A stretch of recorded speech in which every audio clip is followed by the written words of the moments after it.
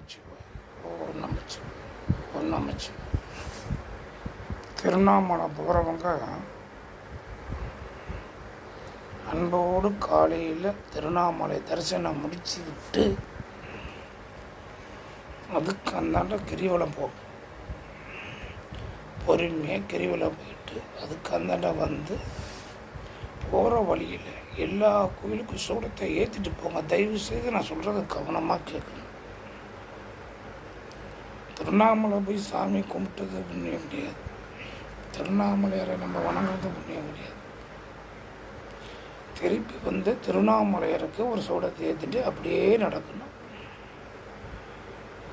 எல்லா கோயிலும் அந்த பாதையில் எந்தெந்த கோயில் இருக்கோ அந்தந்த கோயிலுக்குள்ள சூடத்தை ஏற்றுங்க. சூடை ஏற்றிட்டு லாஸ்ட்டாக திருவண்ணாமலையில் வந்து அதை ஒரு சூடத்தை ஏற்றிட்டு வணங்கிட்டு அதுக்கு அந்தாண்ட நீங்கள் போகலாம். ஒன்று.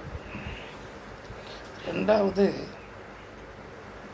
சாமி கும்பிடும் போது காலையில் தரிசனம் பண்ணணும். 10 மணிக்கு கீழே இருக்கணும். எக்காரத்தை கொண்டும் 10 மணிக்கு கீழே இருக்கணும்.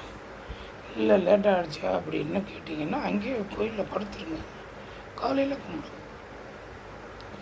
ஏன்னு சொல்கிறேன்னா அந்த சூரியன் உதவமான போது ஒரு 10 மணிக்குள்ளே நல்ல வளர்ச்சி கொடுக்கும், நல்ல பாஸ்ட்டை கொடுக்கும். 10-12 மணி வச்சுக்கோங்க.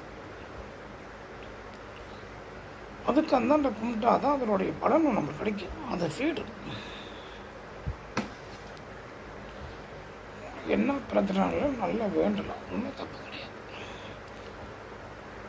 நல்லா அம்மரை வேண்டிக்கிட்டு 1 மணி நேரம் கோயிலில் சாமி தரிசனம் முடிஞ்சு கோயிலில் உட்காந்து மனம் விட்டு தனியாக போனீங்கன்னா அமைதியாக உட்காருங்க. இல்லை ஃபேமிலியோட போனால் மனம் விட்டு பேசுங்க. வேறு எதுவும் பேசக்கூடாது. குழந்தையாக இருந்தாலும் நம்ம சொல்லிக் கொடுக்கணும். ஏன்னா நம்ம சொல்லிக் கொடுக்குறது தான் குழந்தைங்களுக்கு அது என்ன வரும். சில பேர் குழந்தைங்களுக்கு சொல்லிக் கொடுக்காது. என்ன வேணும் பேசணும். குழந்தைங்களே நமச்சிவாய நமச்சிவாய நமச்சிவாய நமச்சிவாயின்னு சொல்லணும். அப்போ அந்த குழந்தைங்க வந்து நமச்சிவாயின்னு சொல்லணும். அது கற்றுக்கும். பழக்கத்தை கற்றுக்கும். அந்த அறிவை கொடுப்பார். இப்போ ஒரு பாதுகாப்பாக இருப்பார். அறிவு செயலாக இருப்பார். நீங்கள் என்ன நினைக்கிறீங்களோ நடக்கும்.